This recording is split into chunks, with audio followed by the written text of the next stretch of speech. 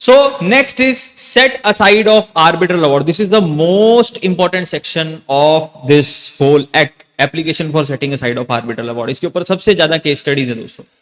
अब जब हम setting aside of arbitral award की बात करते हैं तो आप सेट असाइड ऐसे ही नहीं कर सकते कि जनरली आपने सेट असाइड की एप्लीकेशन फाइल करे, ऐसा नहीं होगा. सेट असाइड करने के लिए कुछ ग्राउंड्स हैं, उन ग्राउंड्स के अंदर अगर आपका केस फॉल करता है तभी आप application for setting aside of arbitral award file कर सकते हैं. सर ये कौन कौन से ग्राउंड है, आइए देखते हैं जी. Section number 34, application for setting aside arbitral award, recourse to a court against an arbitral award may be made only by an application for setting aside award in accordance with subsection 2 and subsection 3. An arbitral award may be set aside by the court only if the party making the application establishes on the basis of the record of the arbitral tribunal that party was under some incapacity, or the arbitration agreement is not valid under the law which the parties have subjected it, or failing any indication thereon under the law for the timing in force.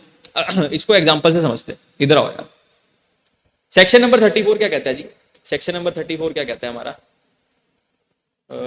ये रहा हमारा यहाँ पे. हाँ ठीक है, आ जाओ. Application for setting aside of arbitral award, section 34 provides only remedy available against an arbitral award. A party cannot file a normal appeal on merits. The court can interfere only on limited statutory ground under section 34. जो ground section 34 में लिखे हैं, इसी grounds के ऊपर जो court है वो आर्बिट्रल अवार्ड को सेट असाइड कर सकता है. नॉर्मल मेरिट्स के बेस पे वो अवार्ड को सेट असाइड नहीं करेगा. तो देखिए दोस्तों, केस स्टडीज के अंदर हम स्टडी करते हैं कि किस तरह से ये पूरा प्रोसेस वर्क करता है. तो राज शर्मा और नेहा शर्मा जो थे पति पत्नी थे दोनों. Arbitration was conducted regarding division of matrimonial property. The arbitrator passed an award directing sale of flat and distribution of investment. ये दोनों पति पत्नी थे. इनका जो था डाइवोर्स हो चुका था, मैट्रिमोनियल प्रॉपर्टी का इनका डिस्प्यूट था, जिसमें आर्बिट्रेटर ने कहा कि भाई आप ऐसा करो, अपने फ्लैट को बेच दो और अपनी इन्वेस्टमेंट्स को आपस में बांट लो. Letter Raj Sharma filed an application under section 34 before the court. इनका अवार्ड पास हो गया. इसके बाद राज शर्मा किस किस ग्राउंड के ऊपर आपका एप्लीकेशन फाइल कर सकता है उसके बारे में हम सर्च करते हैं. Ground 1 is incapacity of the party. Suppose Neha Sharma was suffering from severe mental incapacity at the time of signing agreement. Court may set aside the award. Raj Sharma अगर ये प्रूव कर देता है कि सर ये जो मेरी वाइफ है, मेरी एक्स वाइफ है नेहा शर्मा, ये मेंटली साउंड नहीं है, ये पूरा दिन ये कहती रहती कि मैं हूं ही इतनी सुंदर, मैं क्या करूं, यही कहती रहती है पूरा दिन. तो जब इसने अवार्ड साइन किया तब भी यही कह रही थी कि मैं हूं ही इतनी सुंदर, मैं क्या करूं. तो उसने कहा कि भाई मुझे डिवोर्स दे दे, जो तुझे करना है वो तू कर ले, प्रॉपर्टी को डिवाइड कर दे, सेल ऑफ जो हमारा फ्लैट है उसकी भी डिवीजन कर दे. तो इस ग्राउंड के ऊपर आपका अवार्ड सेट असाइड हो सकता है. अगर इसको, लेकिन उसको प्रूव करना पड़ेगा कि that she was mentally incapacity, she was suffering from a severe mental incapacity. Then ground 2 is invalid arbitration agreement. Suppose arbitration clause was never signed by one party, agreement itself was void under the law, award can be set aside. अगर उसने sign किया ही नहीं, और जिस pen से sign करा तो उसमें इंक ही नहीं थी, या कुछ भी रीजन हो गया, it was just a silly joke, ठीक है. अगर उसने साइन नहीं किया, साइन करने की एक्टिंग किया, कुछ और नाम लिख दिया जानबूझ के ताकि एनफोर्सेबल ना हो सके, तो इस ग्राउंड के ऊपर भी आपका आर्बिट्रल अवार्ड सेट असाइड हो सकता है. Then next is your ground number 3. No proper notice or opportunity was given. Raj Sharma was never informed about appointment of arbitrator, hearing dates, award passed ex parte, violation of natural justice. Court may set aside the award. अब इस case में क्या हुआ जी? इस case के अंदर क्या हुआ कि जो नेहा शर्मा थी, इसने आर्बिट्रल ट्रिब्यूनल को अपॉइंट किया. आर्बिट्रल ट्रिब्यूनल जब अपॉइंट हो गया, आर्बिट्रल ट्रिब्यूनल अपॉइंट होने के बाद, ठीक है, नेहा शर्मा और कोर्ट के थ्रू इसने अपना आर्बिट्रल ट्रिब्यूनल जो था वो अपॉइंट करवाया था. कोर्ट ने ऑर्डर दिया था, तो आर्बिट्रल ट्रिब्यूनल कॉन्स्टिट्यूट हो गया. अब जब आर्बिट्रल ट्रिब्यूनल कॉन्स्टिट्यूट हो गया तो इस केस में क्या हुआ, नेहा शर्मा ने आर्बिट्रल ट्रिब्यूनल वाले बंदे के साथ मिलके इसको ना नोटिस भेजे, ना इसको हियरिंग का बताया, अपने आप ही हियरिंग करते रहे, अपने आप इन्होंने एक्स पार्टी अवार्ड पास करके एक अवार्ड पास कर लिया. तो अगर ये प्रूव हो जाता है कि इसने ना हमें नोटिस दिया, ना इसने इन्फॉर्म किया, ना इसने हमें बताया कि कब हो रही है आर्बिट्रेशन हियरिंग, कहां जाना है, तो अगर ये प्रूव कर पाता है तब इस केस के अंदर आपका आर्बिट्रल अवार्ड जो है वो सेट असाइड किया जा सकता है. Then ground number 4, decision beyond the scope of arbitration. Arbitration agreement covered only property division, but arbitrator also decided the child custody. अब arbitration का मैटर क्या था, प्रॉपर्टी को डिवाइड करना था, लेकिन उसने चाइल्ड कस्टडी के ऊपर भी अपना डिसीजन दे दिया. तो इस केस के अंदर भी आपका जो आर्बिट्रल अवार्ड है वो सेट असाइड हो सकता है, क्योंकि this was beyond the scope of arbitration agreement.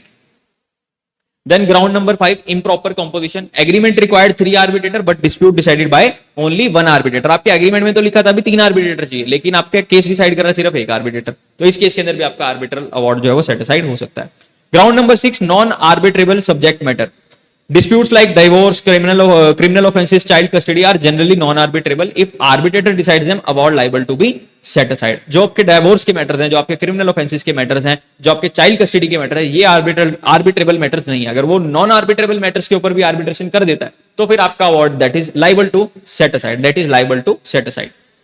Then ground number 7 public policy of India. Public policy of India के अगेंस्ट अगर कुछ आर्बिट्रल अवार्ड अपना डिसीजन दे देता है आर्बिट्रेटर, तो भी वो अवार्ड जो है that is liable to set aside.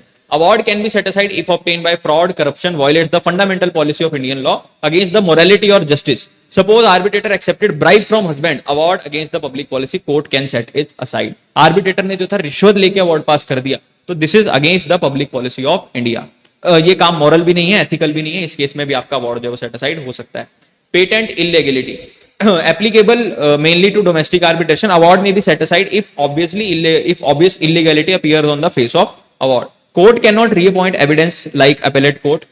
Example, law clearly says that unstamped agreement inadmissible, but arbitrator ignores the mandatory law completely. Patent illegality. Law में क्लियरली लिखा था कि आपका जो एग्रीमेंट है that should be properly stamped. आपका agreement should be properly stamped.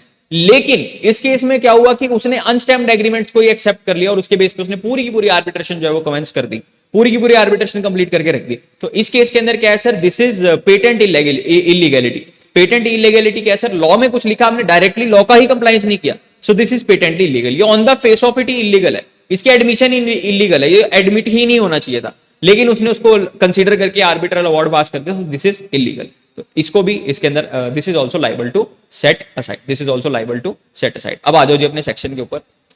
The party making the application was not given proper notice of the appointment of arbitrator or the arbiter proceedings was otherwise unable to present his case. Then the arbitral award deals with the dispute not contemplated by or not falling within the terms of submission to arbitration, or it contains decision on the matters beyond the scope of submission to arbitration, provided that if the decision on the matter submitted to the arbitration can be separated from those not so submitted, only that part of arbitral award which contains decision on the matter not submitted to the arbitration may be set aside. यानी कि अगर arbitral tribunal ने आपका non arbitrable matters के ऊपर decision दे दिया, लेकिन उस अवार्ड के अंदर आपके आर्बिट्रेशन वाले मैटर्स भी कवर्ड थे, तो आपका अवार्ड कहां तक वैलिड रह जाएगा सर, जहां जहां तक आपके आर्बिट्रेबल मैटर्स कवर्ड है वहां तक आपका अवार्ड वैलिड मान लिया जाएगा. बाकी सारे जितने भी आपके नॉन आर्बिट्रेबल मैटर्स के ऊपर जो भी उसने जजमेंट दी है उसको खारिज कर दिया जाएगा, उसको वहां पे that is liable to be set aside. That is liable to be set aside. The composition of arbitral tribunal or the arbitral procedure was not in accordance with the agreement of the parties unless such agreement was in conflict of the provision of this part from which the parties cannot derogate, or failing such an agreement was not in accordance with this part. Then the court finds that the subject matter of the dispute is not capable of settlement by arbitration under the law for the time being in force, or the arbitral award is in conflict with public policy of India. Then इसके बाद क्या है sir, explanation है. For the avoidance of any doubt, it is clarified that award is in conflict with public policy of India only if the making of award was induced or affected by fraud or corruption or was in violation of section 75 और section 81. ये section 75 और 81 now omitted, ये conciliation के provisions थे, ठीक है जी, ये omitted है. It is not the contravention with fundamental public policy of India, then it is in conflict with the most basic notions of morality or justice. Then explanation for the avoidance of doubt, the test to whether there is contravention with the fundamental policy of India law shall not entail a review on merits of the dispute. अगर उसके ऊपर पता लग गया कि जो आपका arbitral award है दैट इज फंडामेंटल पॉलिसी के ही अगेंस्ट है, तो वो केस की मेरिट्स भी नहीं देखेगा, वो इसी बात के ऊपर आपका अवार्ड सेट असाइड करने के लिए लाइबल है. इसके ऊपर बहुत सारी केस स्टडीज है दोस्तों सेक्शन 34 के ऊपर, अभी हम पढ़ेंगे सारी की सारी case studies. An arbitral award arising out of arbitration other than international commercial arbitration may also be set aside by the court if court finds that the award is vitiated by the patent illegality appearing on the face of award. अगर पता लग गया कि sir जो आपका award है वो on the face of it that is patent illegal है ना, on the face of it is illegal. कोई मैंडेटरी प्रोविजंस की रिक्वायरमेंट थी वही उस अवार्ड के अंदर फुलफिल नहीं हो रही, तो सर वो तो एडमिट ही नहीं होना चाहिए था, आपने अवार्ड कैसे पास कर दिया. सो पेटेंट इलीगैलिटी के अंदर भी आप केस की मेरिट्स में नहीं जाएंगे, आप ये देखेंगे अगर पेटेंट इलीगैलिटी का केस है तो award is liable to set aside on the entry itself, ठीक है जी, वहीं पे आपका अवार्ड सेट असाइड कर दिया जाएगा. यहां पे क्या कहना चाह रहा है sir, award shall not be set aside merely on the ground of erroneous application of law by reappreciation of evidence. Sir ये क्या कह रहा है, सर ये क्या कह रहा है, जैसे कोर्ट आपके एविडेंस को रिकंसिडर कर सकती है, ऐसे आर्बिट्रेशन के अंदर आपके एविडेंस को रिकंसिडर नहीं किया जा सकता. अगर पता लग रहा है कि सर पेटेंट इलीगैलिटी का केस है, arbitral award is liable to set aside, उसको आप रीएप्रिसिएशन ऑफ एविडेंस नहीं करेंगे, दोबारा से आप एविडेंस को एग्जामिन नहीं कर सकते, यहां पे ये कहना चाह रहा है जी, ठीक है. An application for setting aside may not be made after 3 months have elapsed from the date on which the party making an application had received the arbitral award, or if the request has been made under section 33 from the date on which the request has been disposed of by the arbitral tribunal. तो अब यहां पे क्या कह रहा है sir, आपके award पास होने के 3 महीने के अंदर अंदर अगर आपने सेट असाइड की एप्लीकेशन डाल दी तब तो एक्सेप्ट होगी, अदरवाइज आपकी एक्सेप्ट नहीं होने वाली है जी। और अगर आपने सेक्शन 33 के अंदर कोई एडिशनल अवार्ड लिया है, टाइपोग्राफिकल एरर के साथ आपने कोई करेक्टेड अवार्ड लिया है, तो जिस डेट से आपकी रिक्वेस्ट डाली थी आपने करेक्टेड अवार्ड लेने की, उस डेट से 3 मंथ्स आपके लैप्स नहीं होने चाहिए, उस डेट से आपके 3 मंथ्स लैप्स नहीं होने चाहिए। Provide that if court is satisfied that applicant was prevented by sufficient cause from making application within the said period of 3 months, it may entertain the application within a further period of 30 days but not thereafter. तो 3 months के ऊपर वो 30 days का extension दे सकता है on sufficient cause, उसके आगे वो delay accept नहीं करेगा। On the receipt of application under subsection 1, the court may, where it is possible and it is so requested by the party, adjourn the proceedings for a period of time determined by it in order to give the arbitral tribunal an opportunity to resume the arbitral proceedings or to take such order actions as in opinion of the arbitral tribunal will eliminate the grounds for setting aside the arbitral award. इसमें क्या कह रहा है जी कि एकदम से award को set aside करने की बजाय कोर्ट ये भी कह सकता है कि भाई ये मैटर आपका आर्बिट्रल ट्रिब्यूनल के पास वापस लेके जाओ, जितने भी इसमें डिफेक्ट्स हैं उसको ठीक करके लेके आओ। एकदम से उसको रिजेक्ट नहीं करेगा, वो एकदम से सेट असाइड नहीं करेगा, उसको ये ऑर्डर भी दे सकता है कि भाई आप ये करेक्शन आप करके ले आओ, उसके बाद ही आपका अवार्ड हम पास करा मान लेंगे, आप ये करेक्शंस करके दे दो, तो वो करेक्शंस के लिए भी कोर्ट उसको ऑर्डर दे सकता है। Then an application under this section shall be filed by a party only after issuing a prior notice to the other party, and such application shall be accompanied by an affidavit by the applicant endorsing the compliance with the said requirements. कि sir अगर आपको section 34 के अंदर कोई भी application file करनी है, उसके लिए पहले आपको दूसरी पार्टी को नोटिस देना पड़ेगा, उसके साथ आपको एफिडेविट देना पड़ेगा कि भाई मैं सेटिंग असाइड ऑफ अवार्ड की एप्लीकेशन जो फाइल करने वाला हूं। अच्छा, अब ये जो आपने उसको नोटिस भेजा और जिसको एफिडेविट भेजा है, ये आपको अपनी सेट असाइड की पिटीशन के साथ पीछे अनेक्शर के अंदर लगा के देना है। भी मैंने इसको नोटिस भी सर्व किया है, इसको एफिडेविट भी दे दिया है। तो जब आपकी सेट असाइड की आप पिटीशन फाइल कर रहे होंगे, उसके साथ आपको उसको सर्विस ऑफ नोटिस का प्रूफ देना है, नोटिस देना है, और उसके साथ आपको वो एफिडेविट भी अटैच करके देना है। ये 3 अटैचमेंट्स आपको उसके साथ लगानी है। An application under this section shall be disposed of expeditiously and in any event within a period of 1 year from the date on which notice referred in subsection 5 is served upon the other party. The application shall be तो कब तक खत्म करनी है sir? दूसरी party को जब आपने नोटिस दिया कि भाई मैं सेट असाइड कर रहा हूं, उसके 1 साल के अंदर अंदर आपको खत्म करनी है, उसके 1 साल के अंदर अंदर आपको खत्म करनी है।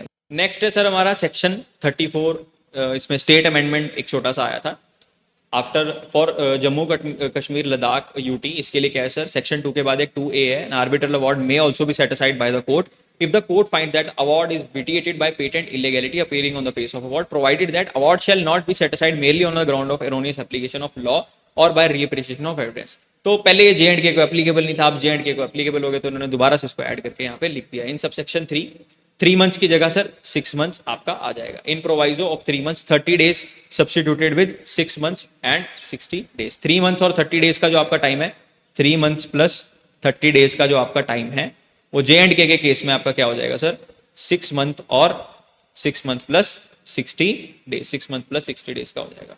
अच्छा, इसका भी एक छोटा सा यहाँ पे टेबल हमने बना रखा है, देखो जी, ठीक है।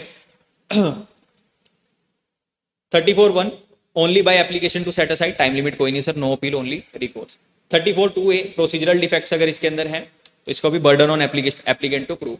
34(2B award conflict with public policy और dispute not arbitrable includes fraud, corruption and illegality. 34(2A patent illegality for non-international arbitration but for mere error of law of facts. Then time for apply within 3 months of award and disposal of section 33 request 30 days, max extension, no application allowed after 3 months plus 30 days. Then 34(4) क्या कह रहा है जी, court may adjourn to allow arbitral tribunal to remove the defect, encourages correction before the setting aside. Then 34(5) क्या कह रहा है sir, prior notice to the other party and affidavit required before filing, mandatory precondition. Then 34(6) क्या कह रहा है जी, disposal within 1 year of service of notice. Then 1 year के अंदर आपको इसको खत्म करना है, ensure speedy justice, ensure speedy justice. तो मेन आपकी जो टाइम लिमिट है for filing application that is 3 months and 30 days, amended for J&K 6 months and 60 days। तो ये छोटा सा टेबल आपको यहाँ पे नोट डाउन कर लेना, 33 का और 34 का, ठीक है, ये छोटा सा टेबल आपको यहाँ से इसके साथ ले लेना है।